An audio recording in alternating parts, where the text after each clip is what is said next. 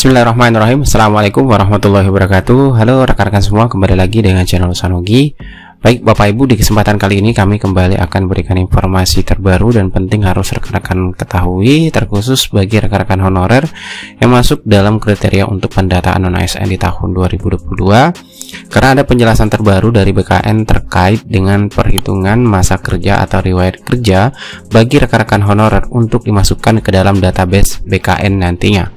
Oleh karena itu silakan disimak videonya sampai selesai untuk mendapatkan informasi yang akan kami sampaikan. Namun seperti biasa kami selalu ingatkan bagi rekan-rekan yang baru pertama kali menemukan channel ini, jangan lupa untuk tekan tombol subscribe-nya dan aktifkan lonceng notifikasinya agar setiap kali mengupdate informasi-informasi terbaru rekan-rekan yang pertama kali mendapatkan notifikasinya. Oke, terima kasih Bapak Ibu. Baik, terkait dengan penjelasan terbaru yang disampaikan oleh BKN perihal untuk perhitungan masa kerja atau riwayat pekerjaan yang diinput nantinya dalam database BKN, yang tentunya database ini Bapak Ibu sudah kita ketahui sebagai pendataan untuk mengambil kebijakan ke depannya untuk pemetaan penyelesaian permasalahan honorer di lingkungan pemerintah, baik itu di pusat maupun di daerah ya Bapak Ibu. Nah, terkait dengan perhitungannya tersebut, untuk lebih jelasnya terkait dengan perhitungan masa kerja atau riwayat kerja bagi rekan-rekan honorer yang akan dimasukkan ke dalam database BKN nantinya, kita langsung saja mendengarkan penjelasan langsung dari BKN Bapak Ibu. Silakan disimak videonya sampai selesai. Saya mulai bekerja bulan Juni tahun 2021 dan SK saya dibuat 1 Juli 2021. Sampai sekarang saya masih aktif bekerja. Apakah bisa untuk syarat pemetaan P3K yang saat ini sudah didata? Itu katanya. Gimana tuh jawabannya Bu?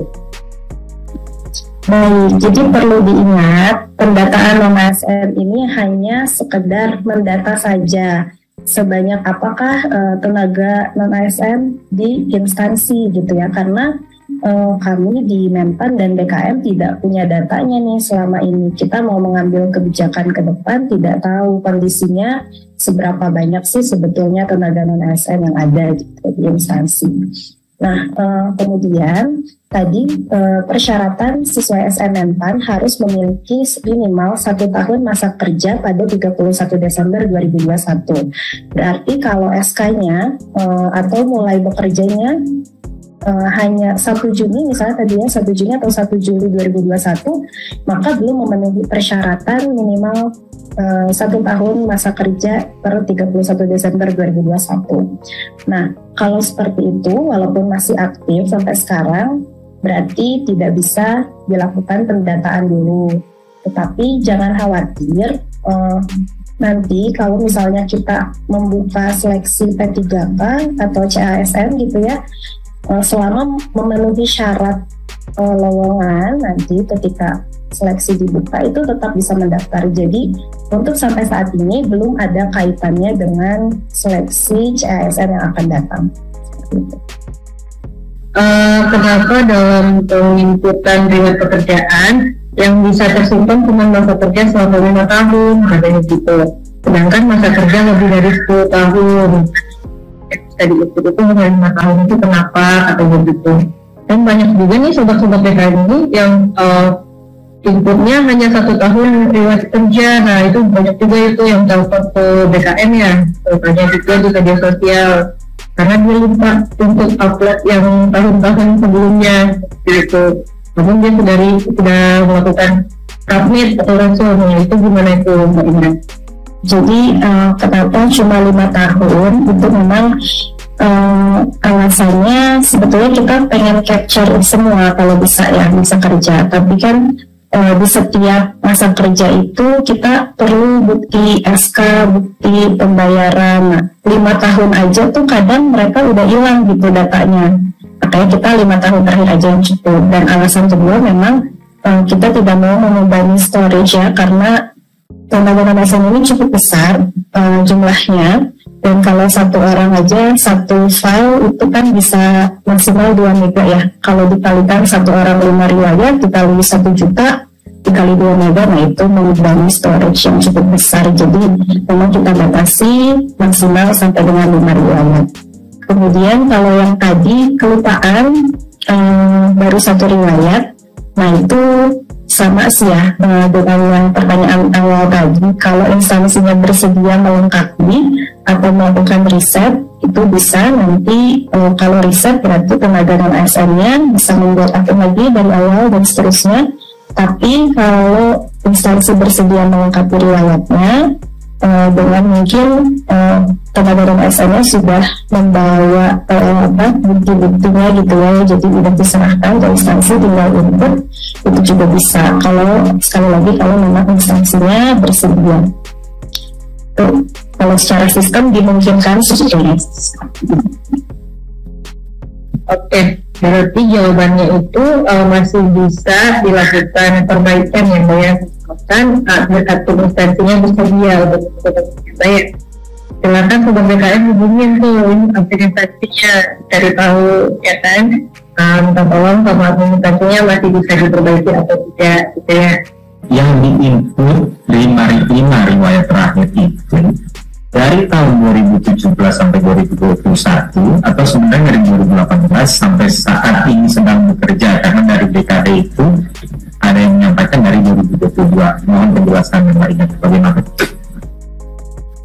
Ya betul, jadi kita nggak batasi sih sebetulnya, jadi boleh 5 tahun itu sampai M-nya 2021 atau juga 2022, tapi baiknya memang yang 2022 itu diinputkan ke dalam sistem sebagai bukti bahwa yang bersangkutan memang masih aktif sebagai tenaga non ASN hingga sampai saat ini. Berarti sampai 2021 sampai boleh, tapi baiknya memang sampai 2022 sebagai bukti bahwa tenaga non ASN itu bekerja sampai sekarang seperti itu ya, karena memang Menpan sendiri bilang seperti itu ya, yang bekerja sampai dengan hari ini. Data awal yang diinput harus memenuhi 1 tahun masa kerja gitu ya, dan syarat-syarat lainnya sesuai SM Menpan itu dicari, berarti SK dan juga bukti bayarnya. Nah, riwayatnya juga sama, itu dikumpulkan berarti 5 tahun.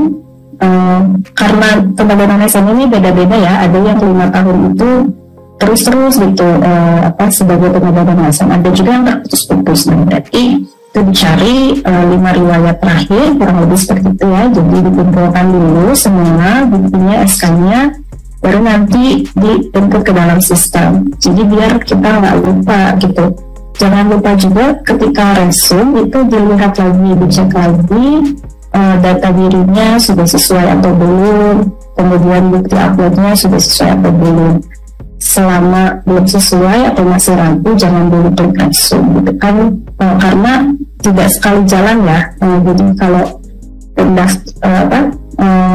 melengkapi data itu, ketika kita baru sampai tahap biodata misalnya, mau log out dulu, mau cari dulu misalnya berkasnya belum lengkap, itu bisa nanti dilanjut lagi, login lagi. Jadi nggak harus sekali jalan sampai resume gitu. Kalau keburu-buru biasanya malah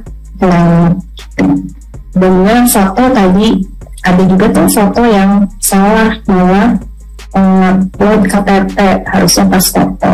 Nah itu banyak kayak gitu. Nah itu juga berarti harus diperhatikan lagi sebelum menyelesaikan pembuatan akun di awal, itu harus dicek lagi, karena setelah upload kan kita bisa tuh cek lagi sebetulnya yang diupload sudah bagus atau belum filenya. Takutnya juga ada yang crash gitu ya ketika uploadnya, atau salah upload kayak tadi kasusnya.